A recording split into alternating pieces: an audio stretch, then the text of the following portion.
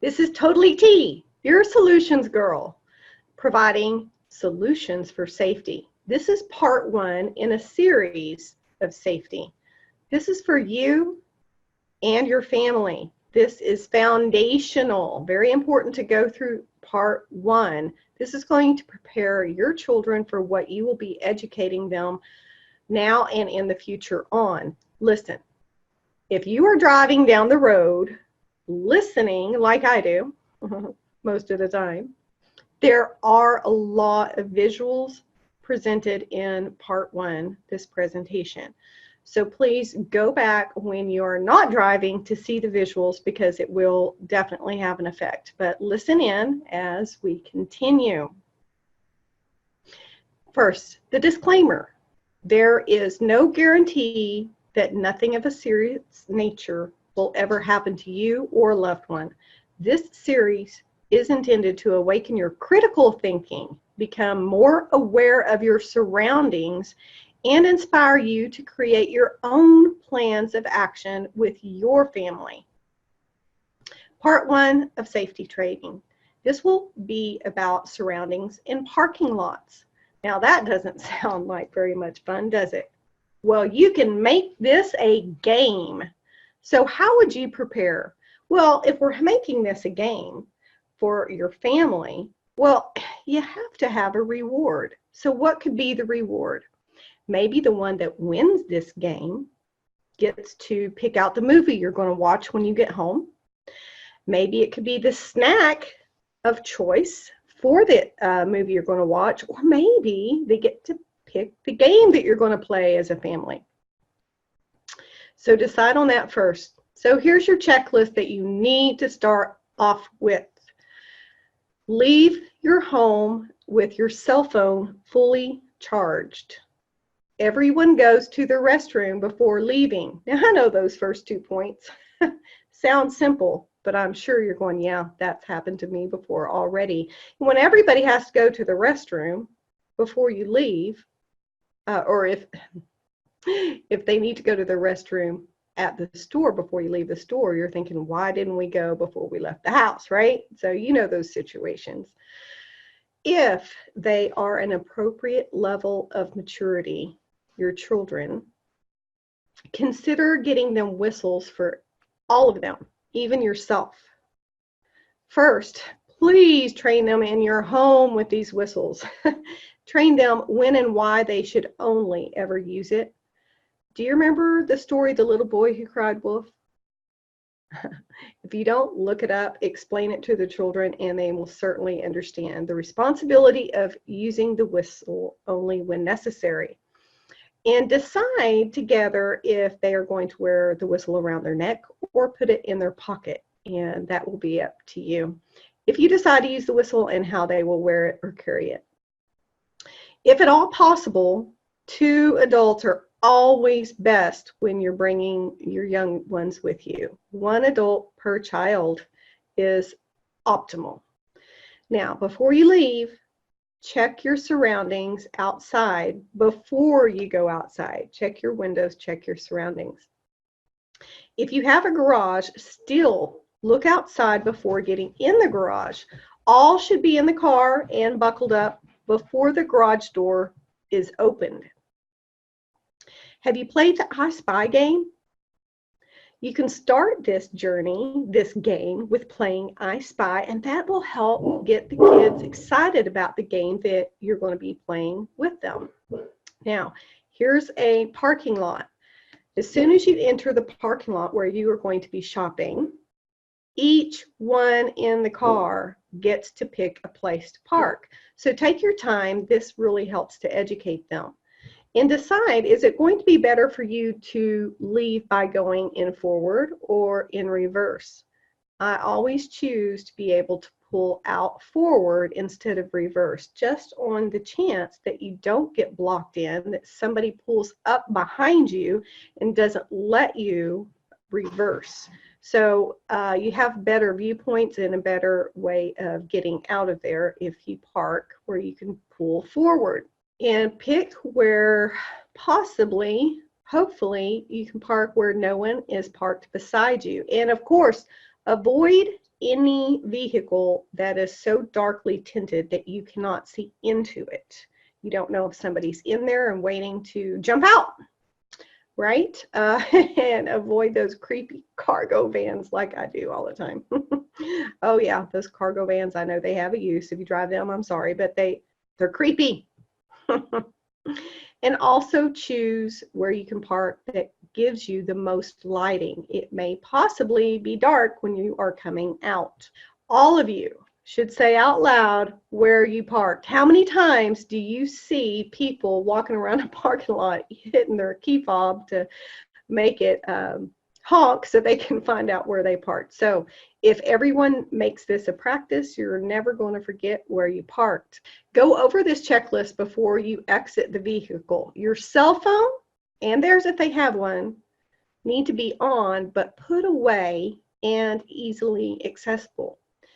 If you need to make a shopping list, that would be best to write it down on paper before you leave your house so that you're not tempted to get it out, get the phone out and use it. Your kids are going to be watching every single thing you do. And if your head is buried in any piece of technology, you're not being alert and you're teaching them not to be alert as well. So video games should be left in the car, and hopefully they left them at home since this is a game that you're playing with them, and that needs their full attention. But I know these little kids and how they can be. So make sure they are left in the car. Do they have their whistle on them? Do another little spot check with them. Now, fully look at your surroundings before you get out and have them do the same. They probably don't even know the word surrounding, but this is a lesson for them that you can teach them. So remind them the biggest part of this game is to notice everything, what they saw, what they heard, what they smelled, and don't discount what hearing and smelling can do for being aware of your surroundings. So little ones should get out all on the same side. Hopefully that's possible in your situation. That way they can stay very close to you. And as you are walking through the parking lot, hopefully you'll be holding on to their hands or at least within arm's reach. Of course, that's going to be dependent upon their age. You don't want to be probably holding your 13-year-old son's hand, and that would embarrass him, right? But just keep looking around and taking everything in and make sure they stay close to you and safe. Now stop and check your surroundings at the baskets as soon as you come in. Whether you need a basket or not, this is the really good time to do this.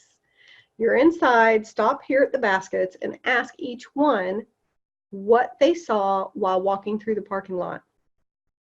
Did they look behind themselves? How many times do we not check behind us? By the way, you need to check behind you when you're driving too. Is anybody following you, right? That's something you could do on the road going up there.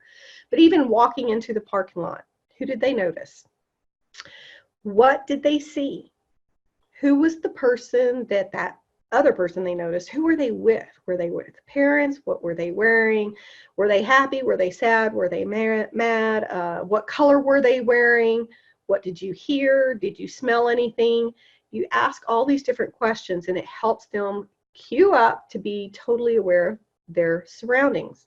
So through your shopping excursion, continue looking around often. If they see you doing that, it will remind them to look around also. Keep asking them what they see, hear, and smell. Most importantly, if there are predators watching, they will see that you are alert and they will perceive that you and your family are not an easy target. No one leaves to go somewhere else. And this is the hardest rule of all because there's so many distractions in the stores, right? And so you might want to utilize the rule of hands always staying on the basket. Always on the basket. Now, let's say you have a little girl and a little boy. Well, the boy's probably really going to like the Legos and Star Wars types of things, right? And then right there on the next aisle, or even on the end cap, then you have the makeup and the Barbie dolls and things like that. So those kids are going to tend to want to split up. So make a plan Let them know the rules, that you all stay together and you will take your time and everybody will be able to see what they want to see, right? Now keep going and just make it fun. Keep them engaged. Remember, they enjoy spending time with you, right? And if you keep asking them questions and they have some answers, then guess what? Who's going to win the game, right? The one that notices the most of their surroundings. Listen, they're building life-saving skills and don't even realize that they're actually learning lessons that they will carry for a lifetime, and you will be so grateful that you taught them all of these things. Actually, you're going to be surprised at how much you yourself notice that you have never noticed before. So look at this picture and think, what would you do if? Now I know these kids, they need some coats. Look how jam-packed that is. Oh my goodness, you could barely see through that aisle, right? And did you notice that easily can the kids, and I know, I was a kid too, loved climbing underneath all of those coats. And then where are they? You may have already lost your child before in a situation like this. So that is what's wrong with this picture, right? That's what's wrong with this picture. So more on this in part 2, where the focus is actually on shopping itself. I did sprinkle some things in here on this, but just something to prepare you and think about and go through different scenarios with your kids on situations like this. So you're checked out. And so I want you to stop and check your surroundings again. Who do you see? Did you see them in the store before? Now, whenever you're exiting to go back into the parking lot, you could actually see if anybody's following you that you have noticed lurking around before, right? You can always request a bagger or a security from the facility to escort you to the car. Put the bags in the car. They'll do that for you while you're actually securing your little ones. Do you remember where you parked? Well, if you said it out loud before you left your vehicle, you're going to remember where you parked. Now, let me tell you my story. Years ago, I was leaving a mall, walking to my car with a friend. She was not looking around as she was very intent on relating a story to me. So we kept walking, but I, however, kept my head up and kept looking around. I saw 3 young men of pretty good size walking in our direction, but not quite towards the entrance of the mall, which I thought was pretty suspicious. So what did I do? I locked eyes with the one that was in the middle, and I felt for the tear gas. Yeah, back then, tear gas I could carry. Can't do that now, as far as I know. But yeah, I felt for the tear gas that was in my purse, and I took it out. I never took my eyes off him. I wanted him to see that I was digging for something in my purse. I let him see that I flicked the lock off, and what happened? He smiled, and then they turned toward the entrance of the mall and directly started walking towards the entrance. So you can just see that I think they were up to something no good. Let's just say that some terrible crimes had been committed against women near the mall 2 days earlier, and guess what? My friend never saw this. So please be alert of your surroundings coming and going no matter what. Think about this. What would happen if a stranger approached you that needed help while you're going to your car? Now, if a bagger or a security personnel is with you, this would reduce the chances of anybody approaching you for help if they were to no good, right? So if a stranger is not using this as a trap and they are truly in need of maybe a boost for their car battery, then the bagger or security personnel can assist with that, right? Not your responsibility. If you are by yourself, direct them inside the facility. Again, it's not your responsibility. Call your country's emergency contact number on someone else's behalf if you see that they are in truly immediate trouble, or think you may, or if you think that you may also be too close to trouble yourself. Did you know some of the most known serial killers were very kind, and they were only in need of a helping hand. Do you remember who it was who used crutches as a lure? Do you know who requested a battery boost for his car? You need to stop and think about things like this. Think about different scenarios. Now, what if a baby were left in a hot car and the mom can't find her keys? Dial 911 while you're running in to get security, but you do not approach the car. And I know that can be very, very alarming, and it'd be very hard, but you don't know if that's a lure to you, to grab you, right? So again, run through different scenarios with your family. When you are going home, all of you should be observing the surroundings as you are pulling into your neighborhood. Is there anything that does not belong? If parking in the street, all kids get out on the same side, the one that's closest to the house, not the street side. Do you park in the garage? Open the garage door, pull in, but stay in your locked car until you have turned off the ignition, and please watch the garage door as it fully closes. Then you can get out of the vehicle. So who won? What did they win? You, the parent, always win. You got to spend some quality time with them, and now you taught them valuable lessons that you can continue throughout their lives. As you continue going through life with them, keep practicing these safety skills. So look for more in this series. Part 2 will be shopping, so we'll get more into that. Part 3 will be traveling. Part 4 will be house rules. House rules, yes, house rules, very, very important.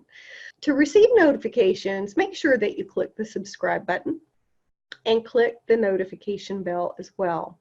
And make sure that you've clicked it to where it says all. After these 4 parts, watch for other parts coming, such as false sense of securities.